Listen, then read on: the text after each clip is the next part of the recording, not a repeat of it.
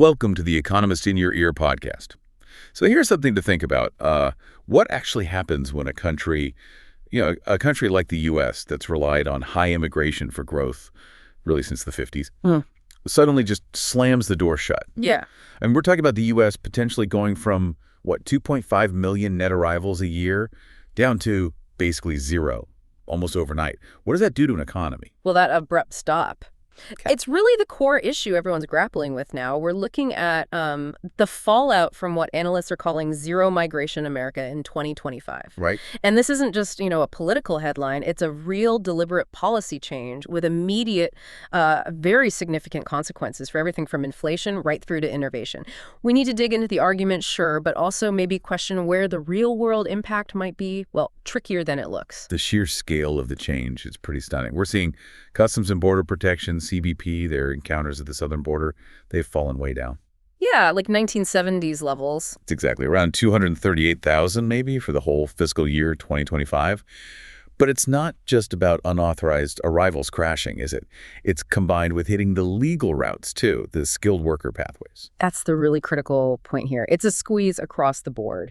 And the moves on the legal side are, frankly, just as dramatic. You mentioned that proposed $100,000 fee. The H-1B fee, yeah. For new petitions for people applying from overseas kicking in this September.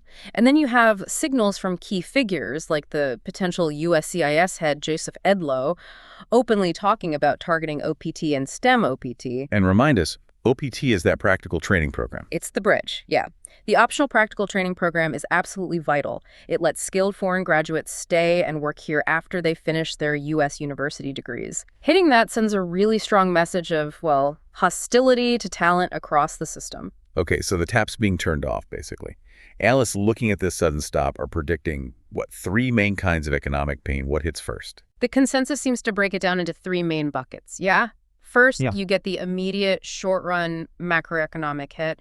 Think labor shortages, much higher costs for businesses trying to hire, and actual disruptions to output in key sectors. Okay. Second, and this is maybe the deeper worry, the long-run damage. Slower population growth, slower workforce growth. That translates pretty directly into weaker productivity and a real risk of hollowing out American innovation. And a third. The fiscal math just gets harder, much harder. When you cut off the flow of new, younger workers in an aging society like the U.S., paying off the national debt becomes a significantly bigger challenge. And we have some history here, right? Even less aggressive crackdowns in the past caused noticeable economic ripples. Oh, absolutely.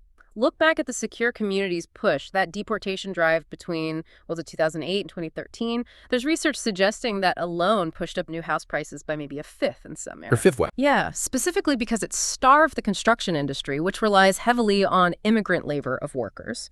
So that gives you a taste of the localized pain. Now imagine that kind of effect, but amplified across many sectors. Agriculture, hospitality, construction still, and, crucially, elder care. So, okay, the price of building a house or maybe getting your vegetables picked goes up. That hurts. But you mentioned innovation earlier, the talent drain idea. That feels like a different kind of threat to competitiveness. It absolutely is. I mean, just think about the engine of the modern U.S. economy, those huge tech companies, the Magnificent Seven. Right. 4 of the 7 CEOs were born outside the U.S.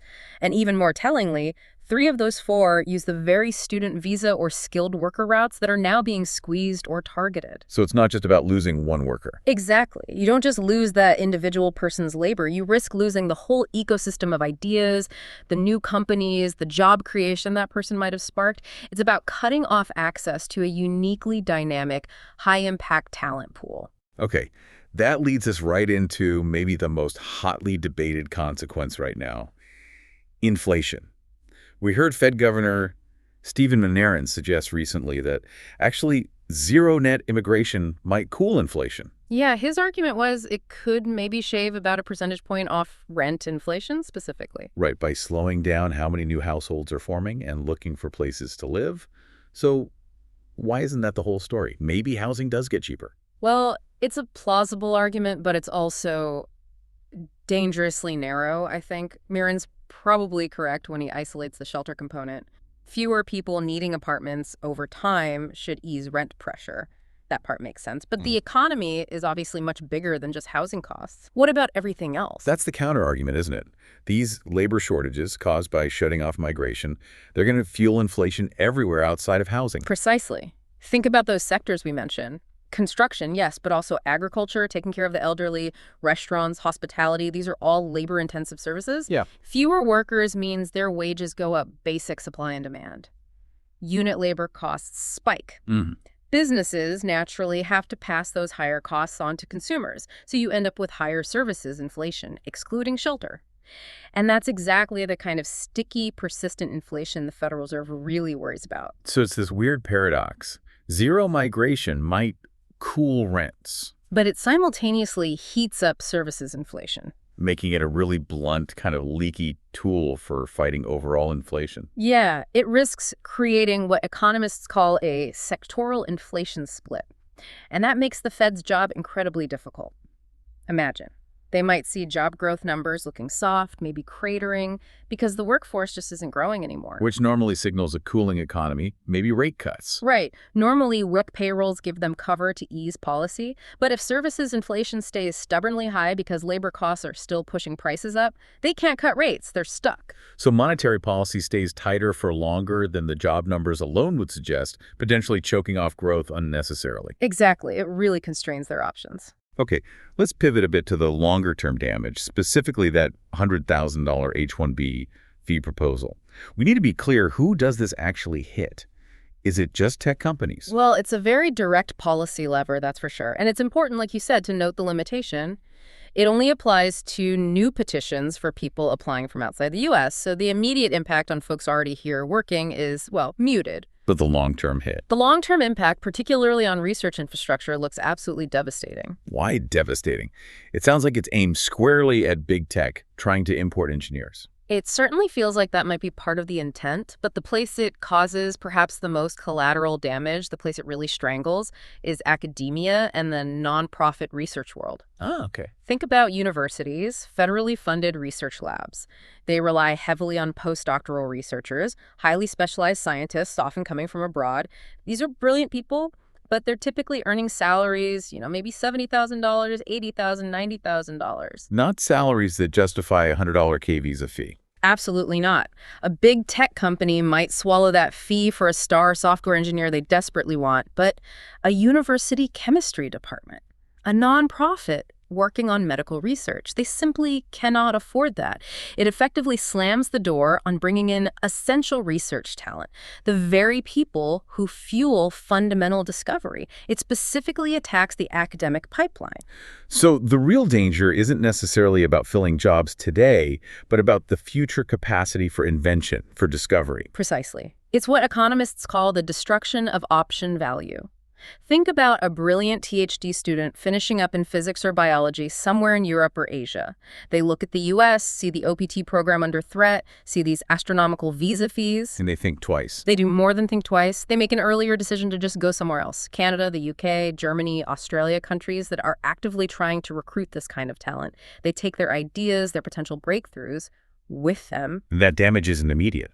No, it's insidious. It doesn't show up in tomorrow's job report. The academic pipeline, the flow of future innovators, it empties out over, say, 2, 3, 4 academic cycles. It's slow, then suddenly you see it years later in fewer patent applications, less groundbreaking research output. It's a delayed but potentially catastrophic impact. And the numbers back this up, right? The contribution of immigrants to innovation is disproportionately high. Hugely disproportionate. Immigrants are estimated to be responsible for something like 1/3 of all American innovation if you measure it by patents filed. This is despite skilled migrants making up maybe only 5% of the total workforce. Wow. So throttling that pipeline. It directly leads to lower TFP growth, total factor productivity growth in the medium term, say over the next 5-10 years. No. Lower TFP means the economy gets less efficient, less inventive. It basically means we all get poorer, slower than we otherwise would. Okay, shifting back to the immediate picture.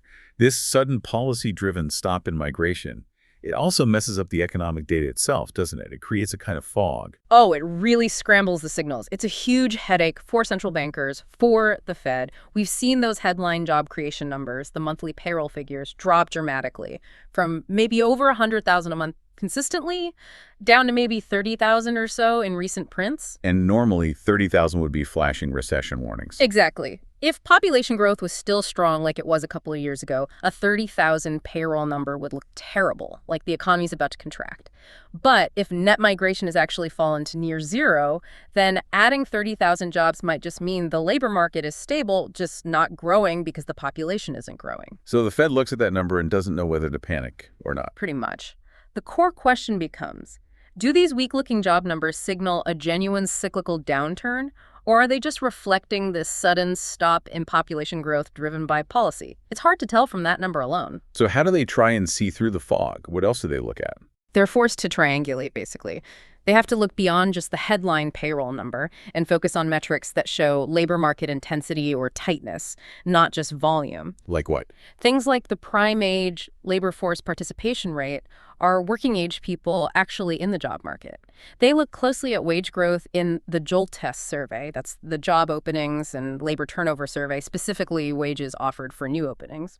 Are employers still bidding up wages to attract scarce workers? And things like average hours worked. Okay. And crucially, they have to overlay all that traditional labor market data with near real-time data on migration flows themselves, like those CBP encounter numbers, to try and gauge how much of the change in payrolls is just due to the migration shock versus underlying economic weakness. It makes monetary policy much more uncertain. And all this data confusion happens just as the fiscal picture gets worse, too. We know immigrants generally pay more in taxes than they consume in services, right? That's the standard finding, yes. The CBO, the Congressional Budget Office, made this point pretty clearly. They projected that the immigration surge we saw from 2022 to 2024 would actually reduce federal deficits. Reduce them. Yeah, by about $90 billion a year, something like 0.2% of GDP over the next decade. Yeah. Basically because immigrants, especially working-age ones, tend to boost tax revenues faster than they increase government spending. So logically, turning off that tap means the opposite happens. Zero migration implies a negative fiscal impact. You lose those potential tax revenues just as the native-born population is aging most rapidly and placing greater demands on things like Social Security and Medicare. It makes balancing the budget significantly harder down the road. So we try and pull all these threads together.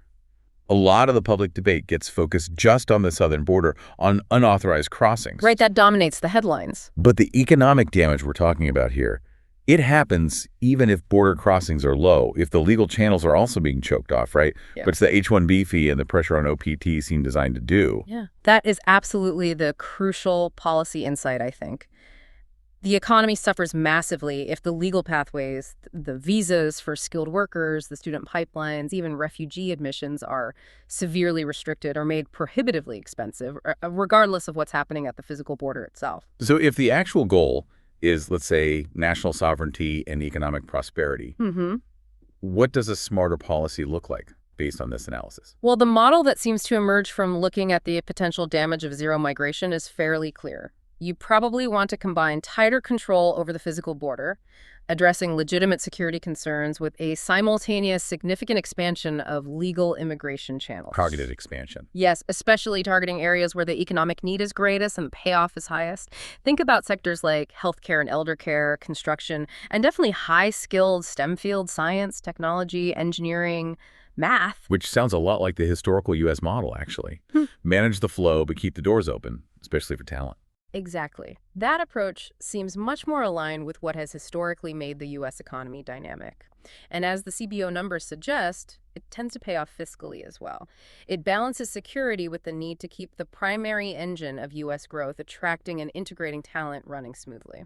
Okay, so for listeners trying to track how this actually plays out in the coming months, what are the key things to watch? I'd point to three main indicators. First, keep an eye on those monthly CBP Southwest border encounter numbers. They give you a direct read on the unauthorized flow shock.